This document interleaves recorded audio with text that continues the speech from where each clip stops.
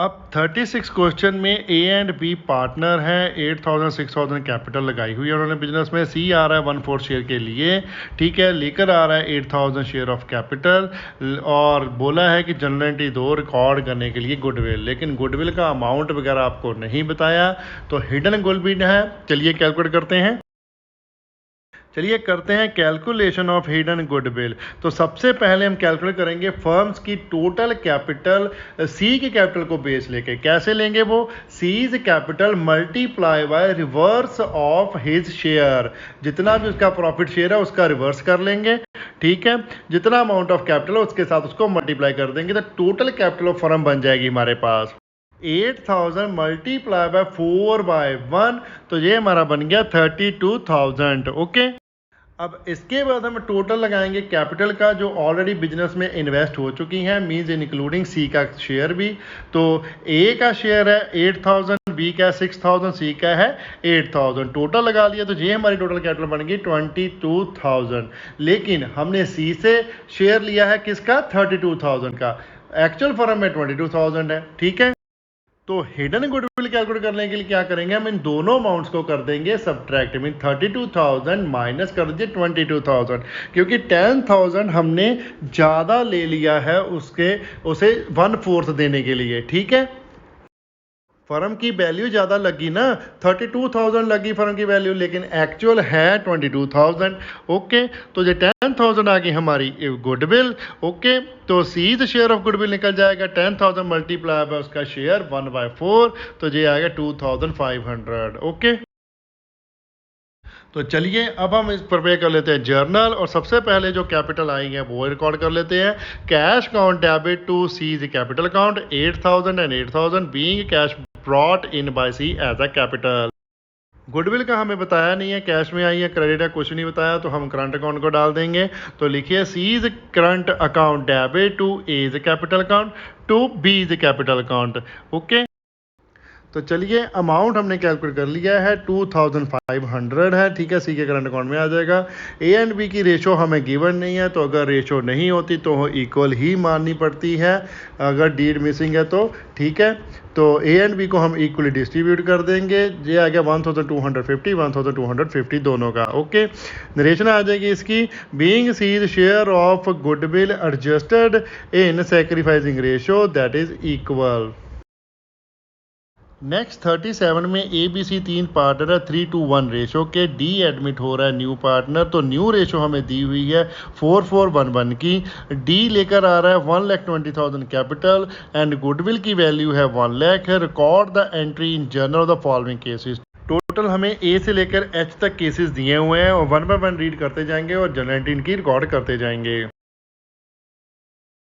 तो चलिए जर्नल का फॉर्मेट ड्रॉ कर लीजिए और सबसे पहले कॉमन जनरेटरी डालिए, जो कैपिटल हमारे पास आई है उसका ट्रीटमेंट करते हैं पहले, ठीक है। तो लिखिए cash account debit to D's capital account 1,25,000 1,25,000 आ गया, ठीक है। नरेशन आ जाएगी being cash brought in by D as a capital. अब रीड करते हैं हम पहला केस, गुडविल आ रही है कैश में, नया पार्टनर कैश लेकर आ रहा है, तो सिंपली 2 एंट्री डाल देंगे। क्या? Cash account debit to premium for goodwill account, कितना शेयर आएगा उसका?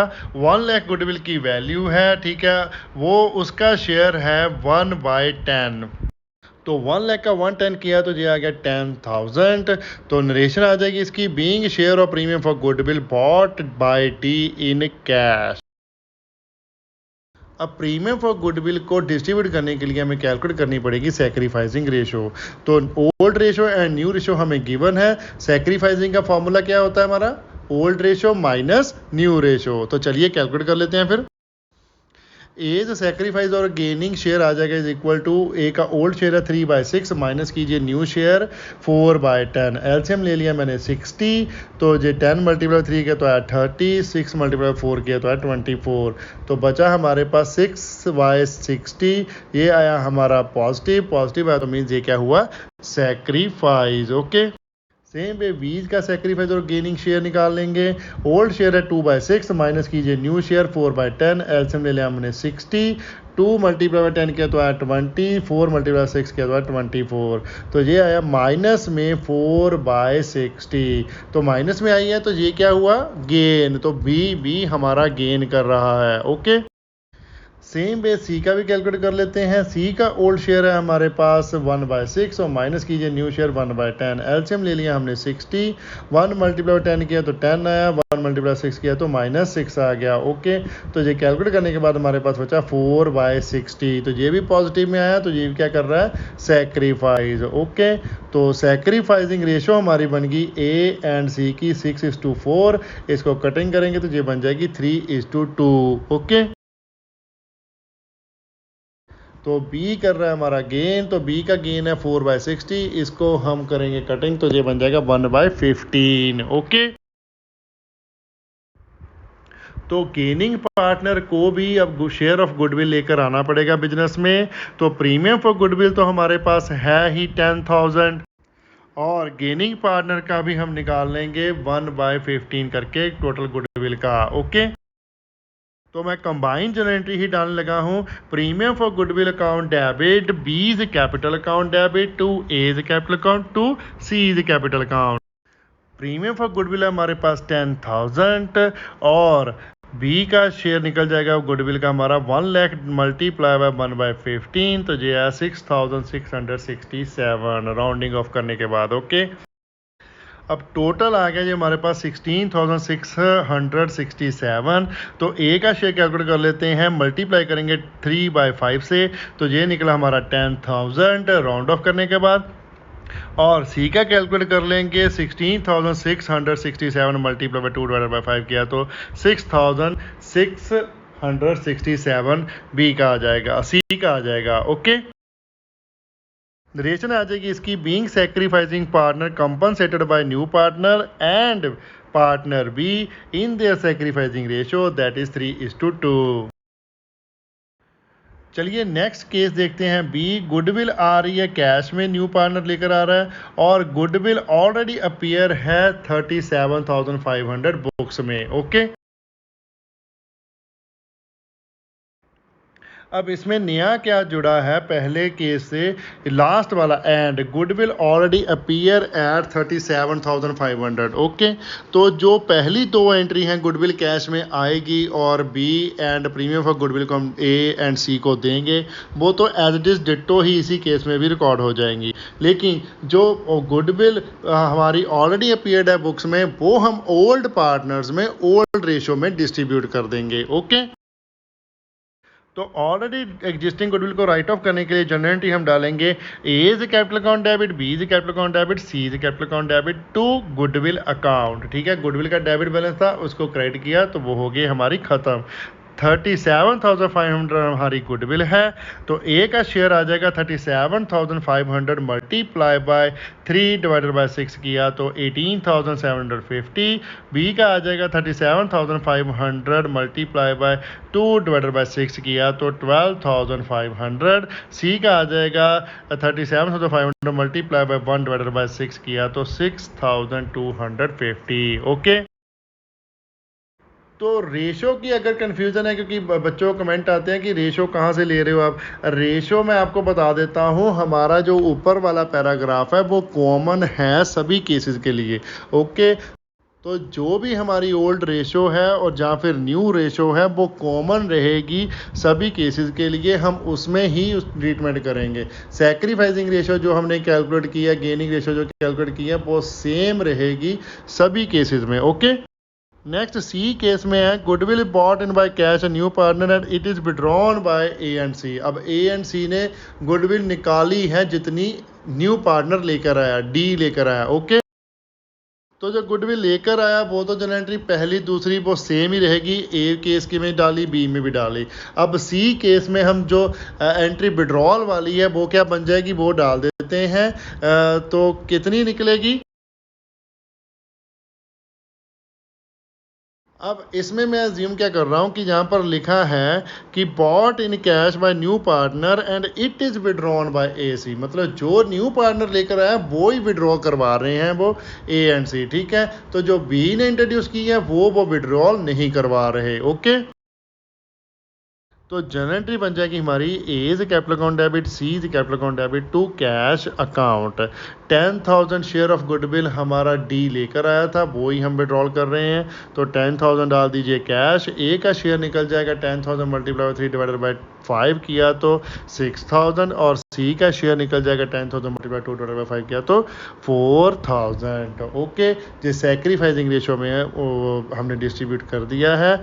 ओके, तो नरेशन आ जाएगी हमारी being goodwill brought by D withdrawn by A and C. Next D case में गुडविल जो वो लेकर आया है वो कैश में ओनली 7,500 लेकर आया, तो जो बैलेंस है वो उसके करंट अकाउंट को डालेंगे according to accounting standard 26। Okay, तो चलिए फिर बनाइए जनरल एंट्री, क्या बन जाएगी, cash account debit D's current account debit to premium for goodwill account. Premium for goodwill हमारे पास आया 10,000, कैश में आ जाएगा 7,500, डी इज करंट अकाउंट में आ जाएगा 2,500 जो बैलेंस बचा। Okay, being goodwill bought in by D rupees 7,500 in cash and balance is adjusted through his current account। अब जो सेकंड जनरल एंट्री है वो तो सेम रहेगी सभी केसेस वाली जो हमने की है, premium for goodwill account debit, B is capital account debit, A to A is capital account, to C is capital account. Ditto journal entry, ditto calculation, सारा कुछ ditto narration. Okay, E case में हमारे पास क्या है, जो goodwill आई है cash में वो 7,500 आई है, लेकिन गुडविल एग्जिस्ट भी है साथ में 50,000। ओके, तो डी के केस में जो हमने दो जनरल एंट्री डाली थी वो तो दोनों की दोनों डिट्टो आ जाएगी, फर्स्ट एंड सेकंड। जो ऑलरेडी एग्जिस्ट कर रही है उसको हम डिस्ट्रीब्यूट कर देंगे among the old partner in their old profit sharing ratio. A is a capital account debit, B is a capital account debit, C is a capital account debit to goodwill account। goodwill हमारे पास 50,000, A का share आ जाएगा 50,000 multiply 3 divided by 6 किया तो 25,000, B का share आ जाएगा 50,000 multiply 2 divided by 6 किया तो 16,667 round of करने के बाद। C का शेयर आ जाएगा 50,000 मल्टीप्लाई 1 डिवाइडेड बाई 6 किया तो 8,333। ओके, नरेशन आ जाएगी इसकी being goodwill written off. Next case है goodwill is not brought in cash. अब कैश नहीं आ रहा तो सिंपल सी जनरल एंट्री है, कैश वाली जनरल एंट्री को भूल जाइए और दूसरी जनरल एंट्री बना लेते हैं सीधी डिस्ट्रीब्यूशन वाली। क्या बन जाएगी, D's current account debit, B is capital account debit to A is capital account to C is capital account. Amount में कोई चेंज नहीं आने वाला, 10,000 6,667, 10,000 6,667 सी का सेम अमाउंट रहेंगे चारों के चारों। जस्ट प्रीमियम फॉर गुडविल की प्लेस पे आपने लिखना है डी इज करंट अकाउंट, क्योंकि कैश हमारे पास नहीं आ रहा, कैश की हमने एंट्री हटा दी, सीधा डी इज करंट अकाउंट खड़ा कर दिया डेबिट बैलेंस। ओके, तो नरेशन आ जाएगी इसकी being goodwill not brought in cash by D adjusted from D current account and B is capital account. Next case है जी हमारे पास goodwill is brought in cash and goodwill exist in the books is 1,50,000। अब इस case में भी cash में goodwill का share आ रहा है तो डिट्टो जनरल एंट्री आ जाएगी हमारी, कौन सी, और जो हमने ए केस में की थी, बी केस में भी की थी, ठीक है, और सी केस में भी की थी, कोई दिक्कत नहीं है। जस्ट जो हमारे पास एग्जिस्टिंग गुडविल का अमाउंट दिया है अब है 1,50,000, तो उसको हम डिस्ट्रीब्यूट कर लेंगे ओल्ड पार्टनर्स के बीच। तो ये अमाउंट राइट ऑफ तो करना ही है ना।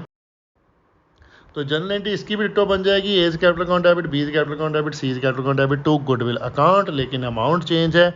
1,50,000 हमारे पास अमाउंट है, ए का शेयर आ जाएगा 1,50,000 मल्टीप्लाई 3 डिवाइडेड बाई 6 किया तो 75,000, बी का शेयर आ जाएगा 1,50,000 मल्टीप्लाई 2 डिवाइडेड बाई 6 किया तो 50,000, सी का शेयर आ जाएगा 1,50,000 मल्टीप्लाई 1/6 किया तो 25,000। ओके, नरेशन आ जाएगी इसकी being goodwill written off. Last है हमारे पास H account, goodwill is brought in the form of equipment of rupees 5,000 but valued at 7,500 by the firm. अब नया पार्टनर इक्विपमेंट लेकर आ रहा है 5,000 वाला, लेकिन उसकी वैल्यू लगी है 7,500। तो चलिए कोई बात नहीं, जितनी वैल्यू भी हो हम उतनी ही मेजर करेंगे, उतनी ही रिकॉर्ड करेंगे। ठीक है, तो चलिए जनरल एंट्री बना लेते हैं इसकी। Equipments account debit, these current account debit to premium for goodwill account। premium for goodwill हमारे पास 10,000, इक्विपमेंट आया 7,500 के, तो बैलेंस जाएगा डी करंट अकाउंट को 2,500 का। ओके, नरेशन आ जाएगी being goodwill brought in by D ₹7,500 in equipment and balance ₹2,500 adjusted from his current account. तो डिस्ट्रीब्यूशन एंट्री तो सेम रहेगी, उसमें कोई चेंजेस नहीं आने वाले। तो ठीक है, तो ये हमारा क्वेश्चन हो गया कंप्लीट। नेक्स्ट क्वेश्चन 38 में हमने रीवैल्यूएशन अकाउंट की जनरल एंट्रीज करनी है। टोटल ए से लेके एफ तक केसेस दिए हुए हैं और अलग अलग जनरल एंट्री सभी की आएगी। तो चलिए करते हैं फिर। ए केस है स्टॉक 12,000 वाज इंक्रीज टू 15,000। अब जब भी आपको एसेट की वैल्यू या फिर लाइबिलिटी की वैल्यू 2 के साथ दी हो तो उसका मीन क्या है, आपको रिवाइज्ड वैल्यू दी हुई है। ठीक है, यहाँ पर लिखा है ना इंक्रीज्ड ₹2,15,000, 2 लिखा है, बाय नहीं लिखा। 2 का मतलब क्या है, आपको रिवाइज्ड वैल्यू दे दी है। कितनी रिवाइज हुई है वो आप पुरानी वैल्यू से जो बुक वैल्यू है वो सब्ट्रैक्ट करोगे, दोनों का डिफरेंस जो आएगा वो आपका आ जाएगा इंक्रीज और डिक्रीज। ओके, तो 12,000 का स्टॉक है जिसकी आज रिवाइज्ड वैल्यू है 15,000, तो कितने का इंक्रीज हुआ 3,000 का, तो हम बुक्स में रिकॉर्ड कितना करेंगे 3,000। ओके, तो जनरल का फॉर्मेट ड्रॉ कर लीजिए और ए केस की पहली जनरल एंट्री क्या बन जाएगी, stock account debit to revaluation account. कोई भी एसेट में इंक्रीज होता है उस केस में हम रीवैल्यूएशन को क्रेडिट करते हैं और एसेट को करते हैं डेबिट। ओके, तो ये 3,000 के साथ डेबिट और क्रेडिट हो जाएंगे और नरेशन आ जाएगी being stock increase by ₹3,000। Next B case है स्टॉक 12,000 वाज इंक्रीज्ड बाय 25%। अब बाय लिखा है जहाँ पर, बाय मीन्स 25% के साथ स्टॉक बढ़ा है, इतने उसने इंक्रीज का अमाउंट दे दिया कि इतना इंक्रीज हुआ है। तो 12,000 है, 12,000 का 25% किया तो ये कितना निकला, और ये भी हमारा इंक्रीज निकलेगा 3,000 का। तो सेम जनरल एंट्री बन जाएगी बी केस में भी stock on debit to revaluation account 3,000 amount आ जाएगा और नरेशन आ जाएगी being 25% increase in value of stock. Next case है C stock 12,000 was decreased by 10,000। लिखा जहाँ पर क्या है, बाय ₹10,000। अब ये आपको कंफ्यूज करने के दिया है वैल्यू ज़्यादा कि 12,000 की वैल्यू है और 10,000 आपका डिक्रीज हो रहा है, लेकिन आप सोचोगे कि ये रिवाइज्ड वैल्यू दे दी है आपको, लेकिन आपने ऐसा कुछ भी अपने माइंड में फिट नहीं करना कि अगर वैल्यू का डिफरेंस कम दिया है तो वो आपकी रिवाइज्ड वैल्यू है, अगर वैल्यू का डिफरेंस ज़्यादा दिया है तो आपकी वो इंक्रीज डिक्रीज की वैल्यू। ऐसा कुछ नहीं है, सिंपल सा फंडा है पीछे कि जब 2 लिखा है इसका क्या मतलब है कि आपको रिवाइज्ड वैल्यू दी हुई है, और जब बाय लिखा है इसका क्या मतलब है, आपको इंक्रीज और डिक्रीज की वैल्यू दी हुई है। ओके, अब जहां पर हमारे पास 12,000 का स्टॉक 10,000 से कम हो चुका है, ठीक है, बाय ₹10,000 लिखा है, अब वैल्यू रहेगी स्टॉक की ओनली 2,000। ओके, तो जनरल एंट्री में हम तो इंक्रीज डिक्रीज रिकॉर्ड करेंगे, रीवैल्यूएशन अकाउंट में जाएगा ओनली एन इंक्रीज और डिक्रीज। ओके, तो इसकी जनरल एंट्री बन जाएगी revaluation account debit to stock account. अब स्टॉक डिक्रीज हो रहा है तो क्रेडिट करेंगे, रीवैल्यूएशन को करेंगे डेबिट। कितने अमाउंट से, 10,000 से। ओके, लिखा है ना बाय ₹10,000, बाय मतलब इतने अमाउंट से डिक्रीज आ रहा है। ओके, नरेशन आ गई बीइंग स्टॉक डिक्रीज्ड बाय ₹10,000। मैं बाय और टू पर बार बार फोकस कर रहा हूँ, उसका रीज़न है बिकॉज बच्चे इसमें बहुत ज़्यादा गलती करते हैं। ऑलवेज बच्चे अमाउंट को देख लेते हैं कि ये कम अमाउंट है, ये हमारे पास इंक्रीज डिक्रीज का अमाउंट दिया हुआ है, अगर ये ज़्यादा अमाउंट है इसका मतलब रिवाइज्ड वैल्यू दी है, माइनस करके हम इंक्रीज डिक्रीज निकाल लेंगे। ऐसा नहीं करना, आपने 2 लिखा है तो जो वैल्यू आपको 2 के बाद दी है दैट इज़ रिवाइज्ड वैल्यू, आपने डिफरेंस निकाल के इंक्रीज डिक्रीज निकालना है, वो आप डालोगे रिवैल्यूएशन अकाउंट को। और अगर बाय लिखा है तो आपको दिया हुआ है अमाउंट कौन सा, इंक्रीज और डिक्रीज का। ओके, नेक्स्ट डी केस है स्टॉक 12,000 वाज डिक्रीज टू 10,000। अब यहाँ पर आ गया ना डिक्रीज टू 10,000, यही आपको उन्होंने आपकी कन्फ्यूज़न दूर करने के लिए दोनों केस आपको बना दिए हैं सेम अमाउंट के साथ। एक में लिख दिया बाय और एक में लिख दिया टू। अब जो टू लिखा है तो ये आपको दी हुई है रिवाइज्ड वैल्यू, तो आपका डिक्रीज कितना हुआ 12,000 माइनस 10,000 किया तो 2,000। ओके, तो जनरल एंट्री इसकी भी सेम आ जाएगी, जस्ट अमाउंट चेंज होगा। Revaluation account debit to stock account, amount आ जाएगा 2000 और नरेशन आ जाएगी being stock decreased by ₹2000। Next E case है हमारे पास stock 12,000 was undervalued by 25%। By लिखा है 25% वैल्यू कम दिखाई हुई है, अंडर वैल्यू किया हुआ है, तो इसको हम करेक्ट करेंगे। अब करेक्ट करते टाइम एक बात ध्यान में रखना कि सीधा सीधा 25% इसका नहीं होगा। उसका रीज़न क्या है, क्योंकि आपको दी हुई अंडर वैल्यू दिया हुआ है स्टॉक का, लेकिन 25% जो होगा वो एक्चुअल वैल्यू का होगा। ओके, तो जो एक्चुअल वैल्यू का 25% हम करेंगे तब हमारा एक्चुअल आंसर आएगा। अब अंडर वैल्यू दिया है तो एक्चुअल निकालने के लिए क्या करना पड़ेगा, फॉर्मूला लगाना पड़ेगा, rate over 100 minus rate. Okay, तो वैल्यू हमारी कैसे निकलेगी, 12,000 multiply by 25 divided by 100 minus 25। तो यह 12,000 मल्टीप्लाई बाय 25 डिवाइडेड 75, क्रॉस किया तो ये बन गया 25 1 और 75 का हो जाएगा 3 के साथ 12 को डिवाइड किया तो ये बन गया हमारे पास 4,000 रुपीज़। ओके, अब जब भी अंडर वैल्यू का केस दिया हो उसको आपने ऐसे ही सॉल्व करना है, क्योंकि 25% हमें अंडर वैल्यू का कभी नहीं दिया होगा, अगर दिया होगा तो स्पेशली मेंशन किया होगा क्वेश्चन में। ओके, तो जनरल एंट्री बन जाएगी हमारी stock account debit to revaluation account, क्योंकि इंक्रीज हो रहा है वैल्यू में तो डेबिट करेंगे ना, 4,000 अमाउंट के साथ इसको डेबिट कर देंगे और नरेशन आ जाएगी बीइंग स्टॉक वैल्यू इंक्रीज्ड लेस्ड नाउ करेक्टेड। लास्ट केस है हमारे पास stock 12,000 was value 25% above cost. अब कॉस्ट से भी ज़्यादा दिया हुआ है 25%, लेकिन होना चाहिए था कम। अब इसका अमाउंट भी करेक्ट करने के लिए हम सीधा 25% नहीं कर सकते, बिकॉज जो 25% हमें दिया हुआ है वो दिया है अबव कॉस्ट, लेकिन कॉस्ट हमें गिवन नहीं है, वो तो हमने कैलकुलेट करनी है। वैल्यू तो हमें स्टॉक की जो दी हुई है वो दी हुई है ओवर वैल्यूड, जो वो एक्चुअल में अब है बुक्स में। ठीक है, अब इसका भी हम कौन सा फार्मूला यूज़ करेंगे, rate divided by 100 plus rate करेंगे इसमें, क्योंकि ये ओवर वैल्यूड है, इसमें कुछ प्लस हुआ है। प्रीवियस क्वेश्चन अंडर वैल्यू था, उसमें से हमने कुछ सब्ट्रैक्ट किया था, इसलिए वहां पर रेट हमने सब्ट्रैक्ट किया था, इसमें हम रेट प्लस करेंगे 100 में। ओके, तो वैल्यू बन जाएगी हमारी 12,000 multiply by 25 divided by 100 plus 25। तो ये आ जाएगा 12,000 मल्टीप्लाई बाय 1/5 क्रॉस किया तो बचा 2,400। ओके, तो decrease in value of asset है तो इसको हम क्रेडिट करेंगे, रीवैल्यूएशन को कर देंगे डेबिट। तो जनरल बन जाएगी revaluation account debit to stock account 2,400 amount आ जाएगा। रेशन आ जाएगी being stock value 25% above the cost is now corrected. Topic का एंड हम करते हैं यहाँ पर। अगर कोई भी कंफ्यूजन है तो प्लीज कमेंट कीजिए, हम कमेंट में आपका रिप्लाई करेंगे, जितना जल्दी हो सके उतनी रिप्लाई करने की कोशिश करेंगे।